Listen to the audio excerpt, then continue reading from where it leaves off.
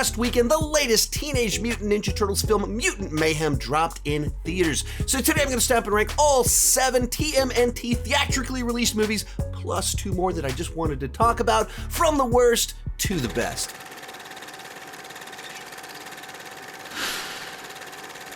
Hi, my name is Sean, and I love to talk about movies and TV way too much. With that in mind, go ahead and join me down below in the comments section. Share your ranking of all the Teenage Mutant Ninja Turtles films that you have seen. My list is not the right list, it's just my list, and I would love to see yours. And let's get started. In last place, Teenage Mutant Ninja Turtles 3. Now, as a point of reference, I had the 1990 film and Secret of the Ooze on loop when I was a child. I watched them all the time, so when I heard a third movie was coming out, I was so excited. I was there opening weekend, and even as a dumb kid, this movie horribly disappointed me. It's one of the very first movies where I was like, wait a minute, a movie that I'm excited for can be bad? And I didn't rewatch it ever. First 2 on loop. This one, I didn't rewatch it until I had this YouTube channel. Right off the bat, the Ninja Turtles themselves just look weird and different. They didn't have the Jim Henson studio making the turtle costumes anymore. And so now all of a sudden they're brighter. They have like spots on them. They're more animated. And in theory, that would make them perhaps be able to give better performances, but it just highlights the fact that you're watching this animatronic turtle thing because they're just moving too much and it's too unnatural. And the subtlety of the first 2 movies actually helped with the illusion, the movie magic that you're watching. Likewise, Splinter looks like he's a rough demo of Chuck E. Cheese's dad. Of course, all of that would just be like superficial stuff that would bother me if I was able to buy into the story, which I'm not. And the idea of time-traveling turtles, it's not brand new. Just a few years before this movie came out, there was a wildly popular game called Turtles in Time that I played an awful lot of. And there's no shortage of other characters in the Rogues Gallery of Ninja Turtles that they could have pulled from to give us an awesome time-traveling Ninja Turtles movie. But instead of using the Rogues Gallery, they have the Turtles battling British colonizers in feudal Japan. Why? Certainly a choice there. So instead of a good Ninja Turtles story, we get a bad feudal Japan movie, which is a really weird thing to do. Oops. But the thing that's just absolutely unforgivable here is the treatment of Casey Jones, the coolest character in the 1990 film. Absolutely love him. Still as a grown man, I cosplay as him from time to time.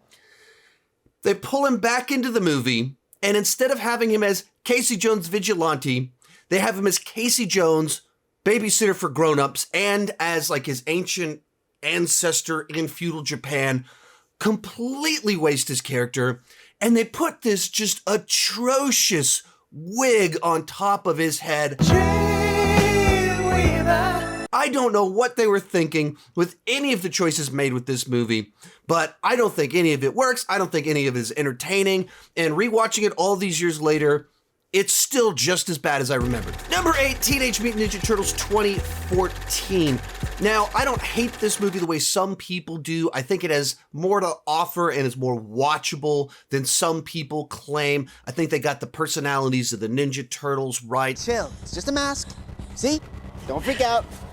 But it's a movie just bogged down with really bad ideas that clearly came from a producer who's just out of touch with what makes Ninja Turtles work. Here I am! Rather than trying to make a faithful adaptation of the Ninja Turtles, they decided that they wanted to make another blockbuster franchise like the Transformers.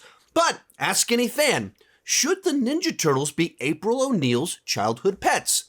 No. Should Splinter be a jerk? No. Should the Ninja Turtles be 7-foot-tall bodybuilders that are bulletproof? No. Should Shredder be a 10-foot-tall transformer that shoots 10 knives out of his fingers? No. All of this is a symptom of blockbuster escalation syndrome, where the producers want everything to be just so big and epic, where they start cranking one thing up, and because you cranked this thing up, you have to crank this thing up, because this is cranked up, you have to crank this up, and by the time you get to the end of it, everything is so overblown that it's just ridiculous.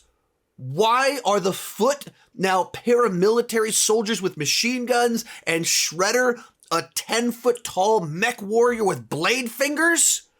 Because the Ninja Turtles are 7-foot tall bodybuilders. No human could possibly take on the Ninja Turtles as they're designed as just so big and so jacked as teenagers.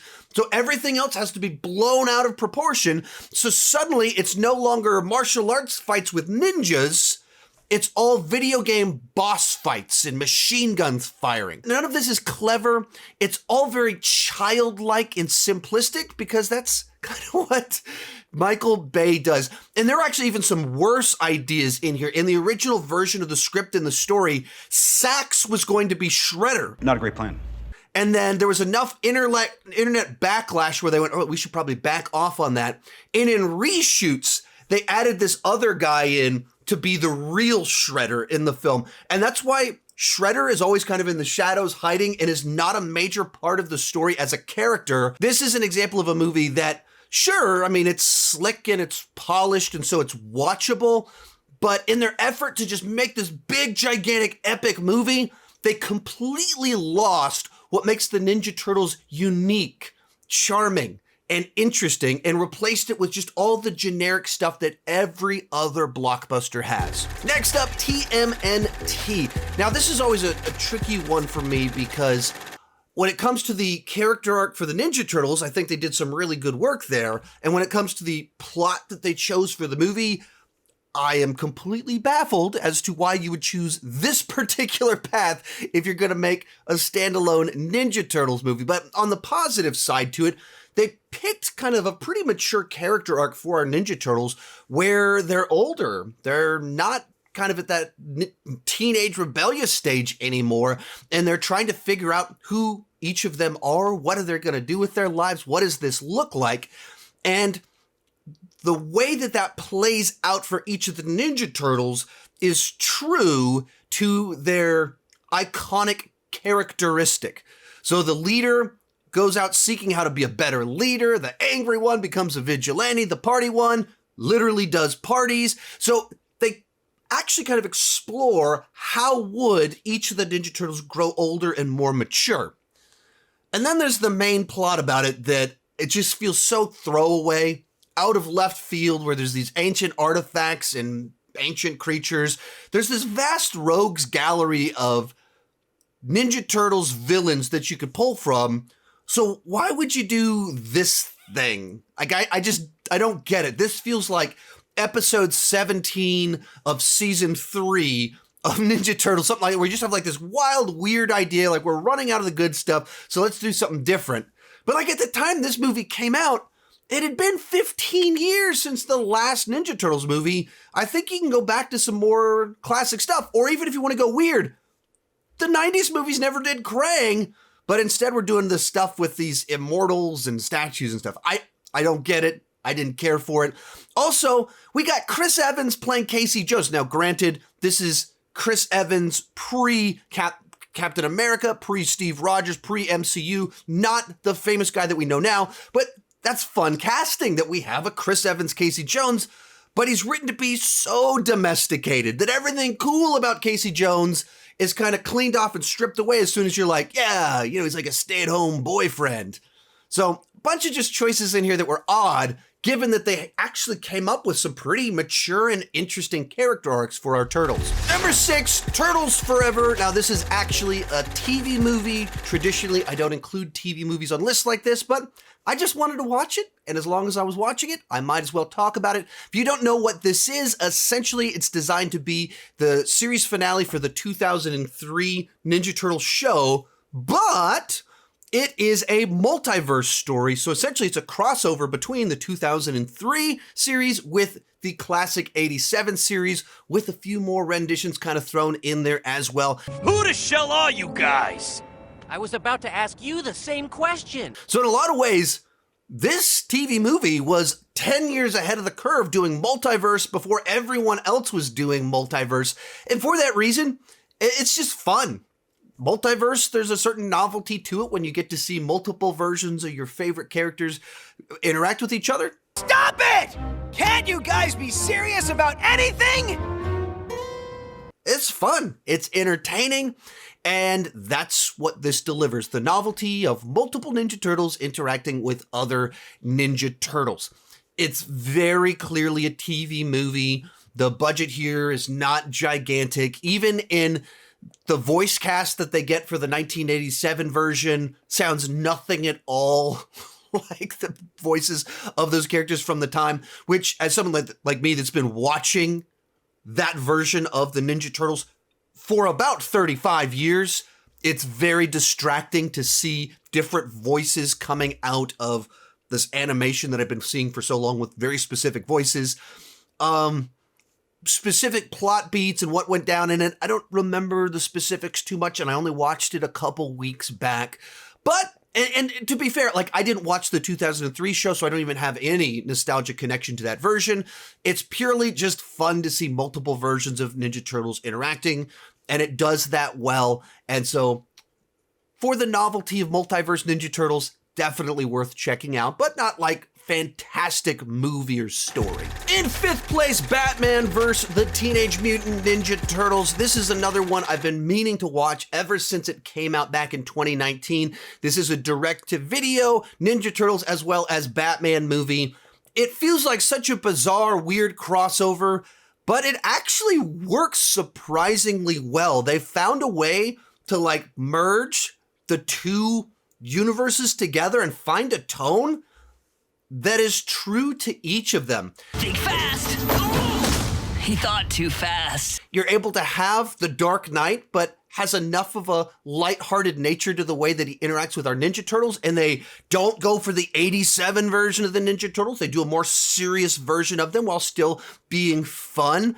And then they play around with both of their rogues galleries. They play around with the idea that Batman is a ninja, they're ninjas, Shredder's a ninja, and what would kind of come with that of Batman suddenly having to interact with the Turtles or Shredder showing up. And so I was very pleasantly surprised at how they were able to kind of seamlessly merge together two very different worlds, pull in a lot of the rogues gallery and make it feel like it made sense and was proper and tonally consistent. Take him down. We need answers. You're welcome to try. So if you're a Batman fan and a Ninja Turtles fan and you haven't checked this out, it's actually quite good. It is a novelty movie.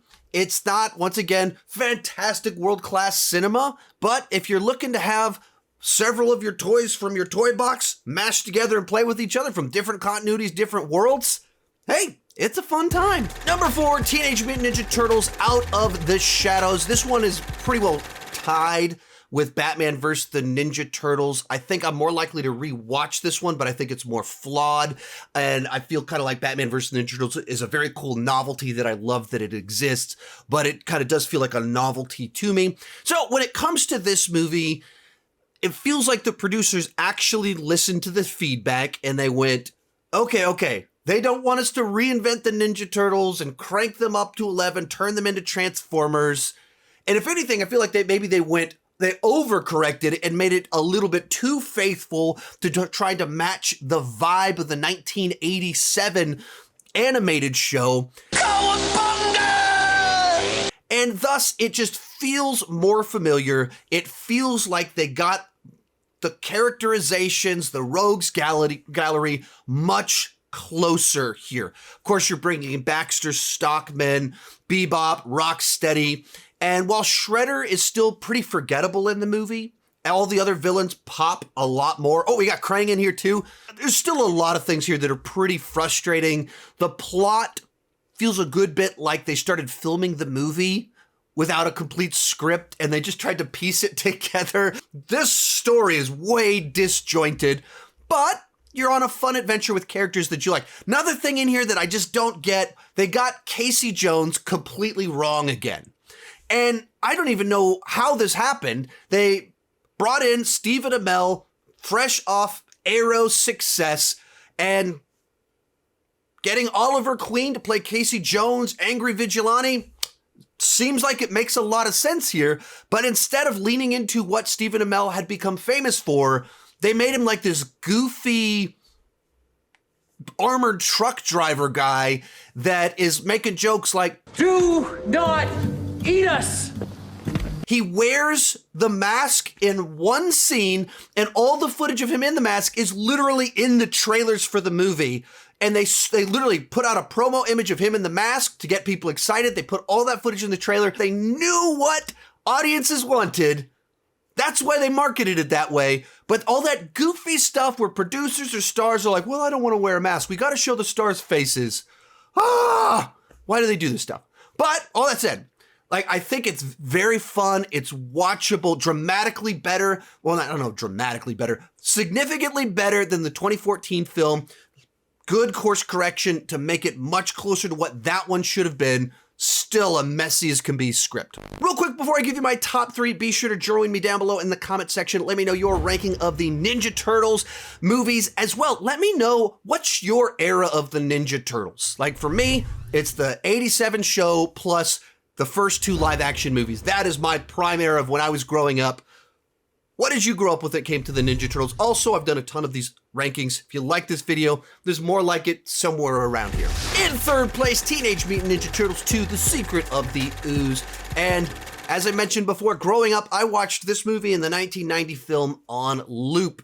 This film picks up right where the first movie ended, but it abandons the tone, it abandons any plot points that weren't convenient, and goes off and does its own thing, and somehow it really works.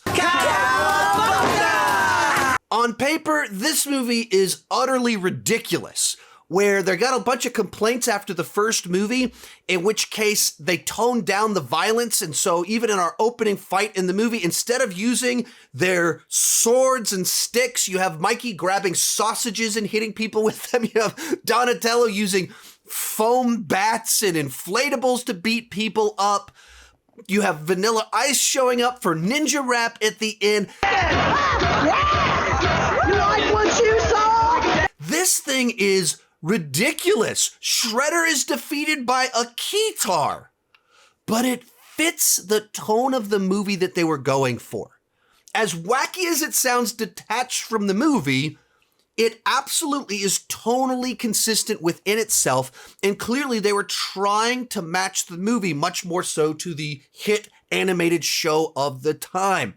This would be a classic example of a Taco Bell film for me, a movie that, sure, you can nitpick every last detail about how it's not great cinema, but it is so fun, it is so consumable, it is cinematic fast food, and I would say cinematic fast food at its finest. I love this movie. I still think it's incredibly rewatchable. Now, Keno is no Casey Jones. Down we go! But he's still a lot of fun on his own. I was actually really enjoyed Ernie Reyes Jr. back in the early 90s.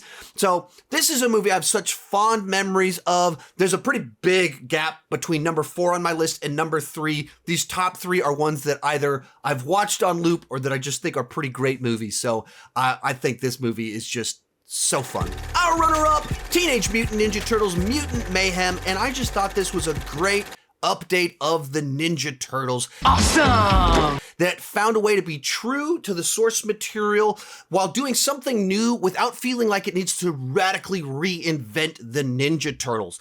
In a lot of ways, this movie puts the teenage back into Teenage Mutant Ninja Turtles. They act very much like actual teenagers. Our dad is definitely not a giant rat. That makes me feel like he's a rat. They have the desires of teenagers. They have conflict with their father Splinter, like teenagers have conflict with their parents. It's a coming of age story, and they find a way to take each of their classic personalities and really play that out in this idea of a coming of age story where there's first love, where the leader of the group, Leonardo, the thing that would make him the leader for a parent to trust him to be the leader is not the characteristic that would earn him a lot of trust from his peers and his brothers. They find ways to be fun, clever, funny, all of that fun stuff, while feeling true to a bunch of teenagers bantering and being weird and doing all sorts of shenanigans. Oh my God! And it's a movie that has a surprisingly good amount of thematic coherence, which isn't a phrase I would normally think I would use to refer to a Ninja Turtles movie, but I think in this case it's actually true. They kind of picked this one through line idea about acceptance and trying to fit in, and they explore that through all the different characters of how a parent that is a rat would perceive of that, as teenagers that are trying to grow up and want to fit in, how would they perceive of people that have been wronged by the world. And it explores it through all of them. And so you can get to the third act of the movie that ties together this big gigantic finale with big spectacle and action with all of these different character arcs. It pulls it all together for a very satisfying conclusion. Ooze. It's nice, right? It's ooze. Other thing you got to talk about here is another animated film that just looks really cool. It's clever with how it's animated, and it feels like something we haven't seen before in animation. And right now is a great time for animation, and this is just another one of those movies that's delivering something creative and different in that space. So I didn't know what to expect when they first announced this movie was coming out from Seth Rogen, but I think they absolutely found a fresh new take on the Ninja Turtles that I loved, and so did the rest of my family.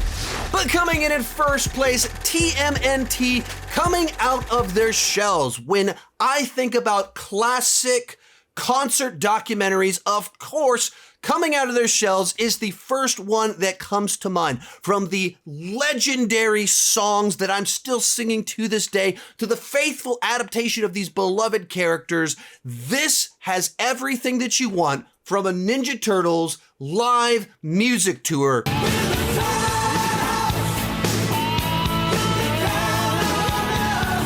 Just kidding. This one doesn't qualify as a movie. That's the only reason it's not number one. I made a funny. But coming in at number one, Teenage Mutant Ninja Turtles 1990. In a lot of ways, this is an early pioneer of the comic book movie genre. You had the Christopher Reeve Superman movies, you had Batman 89, and then just a year later, you had Teenage Mutant Ninja Turtles 1990, and a lot of people forget, it's a comic book movie. The 87 cartoon was an adaptation of the earlier, much more mature comic books.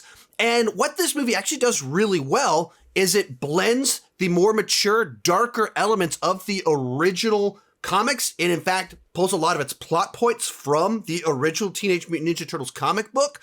And you have Casey Jones murdering Shredder with a quip. Oops! But then it also has the lighthearted elements from the animated show and the love for pizza. Awesome! Righteous! Bossa Nova!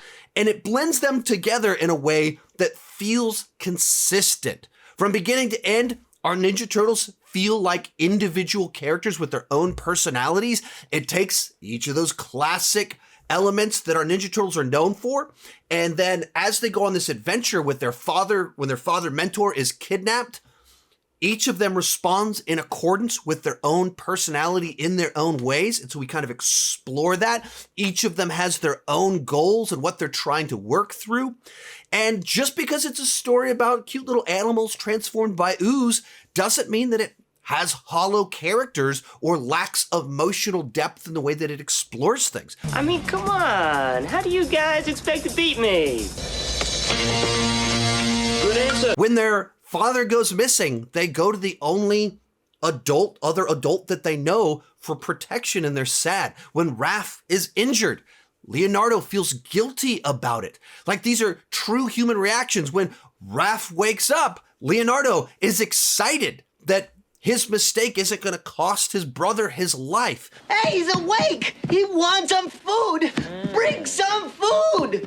They feel like actual characters being explored, and they pause to let things play out. Even though it's not a long movie, it's only about 90 minutes, it still has enough time to pause to make you care about what's happening, and we get the best version of Casey Jones that we've ever gotten. He is an unhinged vigilante, but he's so cool, fun, charismatic. He actually has great chemistry with April, and so you buy into the relationship between the two of them. So for me, I think that this is just a fantastic rendition of the Ninja Turtles. It's a movie that has aged very well. In fact, for its 30th anniversary, they put it back in theaters, and I took Liam and Chloe, my two oldest, when they were 6 and 8, and they absolutely loved it as well. It's a movie that holds up. It's a great rendition of both the comic as well as the animated show, so it comes in at number 1. If you enjoyed this video, I've got more like it right over here. You can check out those videos. Thank you so much for watching, and keep talking movies and TV too much. Bye-bye.